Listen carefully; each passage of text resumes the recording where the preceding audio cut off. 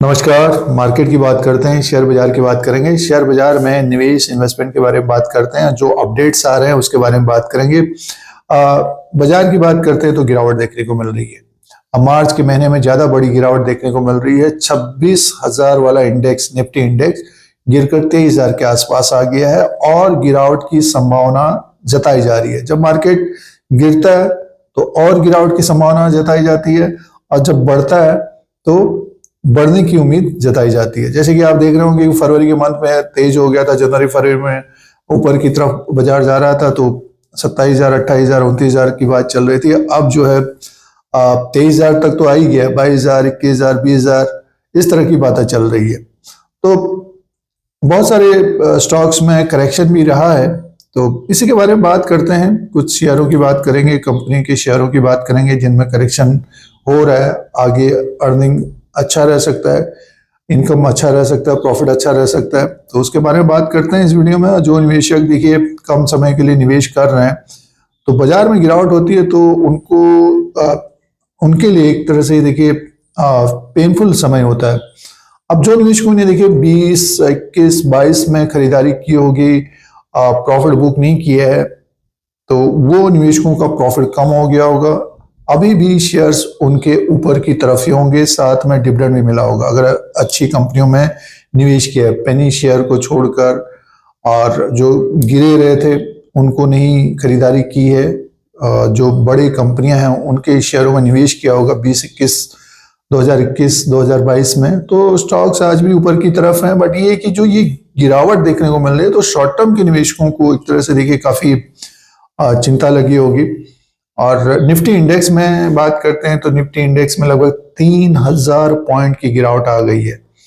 देखिए जब ये जनवरी फरवरी में मार्केट ऊपर की तरफ जा रहा था तो बातें चल रही थी कि 27,000, 28,000, 29,000 तक जाएगा बाजार। बट देखिए अचानक से सिचुएशन चेंज हुई और जो ये युद्ध का मामला, वॉर का मामला चल रहा है, उसके कारण बाजार गिर गया। और टाइम पीरियड है, अब 13-14 दिन हो गए, अभी तक खत्म नहीं हुआ। तो पहले जब वॉर होता तो 3-4 दिन, एक हफ्ते के अंदर खत्म हो जा रहा था। तो इसके कारण बाजार में गिरावट है और ऑयल प्राइसेस भी ऊपर की तरफ बढ़ गए हैं, डॉलर इंडेक्स ऊपर की तरफ बढ़ गए। डॉलर इंडेक्स भी ऊपर की तरफ आ गया, 92-93 के आसपास आ गया डॉलर। तो इसका इफेक्ट बाजार में देखने को मिलता है। आगे महंगाई बढ़ सकती है, इन्फ्लेशन बढ़ सकता है, तो इसका इफेक्ट पहले ही बाजार में देखने को मिल रहा है। तो देखना पड़ेगा कि ये कितना समय तक रह सकता है। अब जो निवेशकों के पास समय है, यानी अगले 6 महीना, 1 साल, 2 साल, 3 साल, तो वो निवेशक एक तरह से बॉटम ढूंढने की कोशिश कर रहे होंगे। बट जो निवेशक धीरे धीरे एक तरह से इस बाजार में खरीदारी कर रहे होंगे तो उनको आगे आने वाले समय में एक साथ अगर आप खरीदेंगे तो दूसरे दिन तो नीचे की तरफ ही मार्केट देखने को मिल रहा है। तो जैसे कि अगर किसी निवेशक को 1 लाख रुपया लगाना है तो डिवाइड करके अगर लगा रहे हैं, हर सेक्टर के शेयर के ऊपर नजर रखी है, न जानकारी रख रहे हैं, तो आगे आने वाले दिनों में ये भी देखिए जो अभी सिचुएशन है ये खत्म होगी, फिर एक रैली देखने को मिलेगा। बट ये कि समय एक है कि आगे क्या हो सकता है। जैसे कि अभी देखिए जितने निगेटिविटी है, अभी जैसे कि मार्केट गिर रहा है तो गिरने की बात ज्यादातर चल रही है, ऐसा देखने को मिलता है। तेजी होती है तो तेजी की बात चलती है। तो जैसे कि देखिए अभी बाजार गिर रहा है, 3,000 पॉइंट तो गिर गया। अब जो निवेशकों के पास पैसा है, जिन्होंने बचा के रखा है और धीरे धीरे खरीदारी कर रहे हैं, तो अच्छे कंपनियों के शेयरों की बात करते हैं तो देखिए आगे आने वाले समय में तेजी बनेगी। और इसी तरह से देखिए बजाज फाइनेंस का जो शेयर है उसमें गिरावट देखने को मिल रही है और ब्रोकरेज हाउसेस के भी टारगेट्स ऊपर की तरफ थे। SBI है, स्टेट बैंक ऑफ इंडिया, एक बड़ा बैंक है स्टेट बैंक ऑफ इंडिया, इसमें भी तेजी देखने को मिली थी। तो ये शेयर नीचे की तरफ आ रहा है, तो SBI के ऊपर नजर रखना चाहिए। पब्लिक सेक्टर बैंक है ये। और इसी तरह से आप देखें तो ऑटो सेक्टर में बजाज ऑटो है और महिंद्रा एंड महिंद्रा है, मारुति है, तो इन कंपनियों के ऊपर नजर रखना चाहिए। और आप अगर इसमें देखते हैं तो फार्मा सेक्टर में देखते हैं तो सिप्ला है। और IT सेक्टर में जो बड़ी कंपनियां रही हैं पिछले 1-1.5 साल से परफॉर्म नहीं किया है, AI की वजह से नीचे की तरफ आ गई हैं। और जैसे कि इन्फोसिस है, एसर टेक्नोलॉजी है, विप्रो है, टीसीएस है। ये कंपनियां एक तरह से देखिए इनमें एआई का जो खबर आई थी उसके वजह से गिरना स्टार्ट हुई अभी फरवरी के मंथ से, उससे पहले से भी गिर रहे हैं। तो ये कंपनियां भी परफॉर्म करेंगी, बट समय लगेगा इन कंपनियों को बढ़ने में, क्योंकि जो नतीजे आएंगे उसी के अनुसार इनका वैल्यूएशन रहेगा। और वो काफी ऊपर के लेवल से गिरे भी हैं ये। और पावर सेक्टर एक तरह से अच्छा कर भी रहा है। अभी देखिए अगर हम बात करें तो एनटीपीसी का स्टॉक देखिए बढ़ नहीं रहा था, अचानक से देखिए ऊपर की तरफ चला गया, बट ये कि समय लगता है। कोल इंडिया का स्टॉक देखिए काफी ऊपर के लेवल से गिरा था, बढ़ के ऊपर की तरफ चला गया।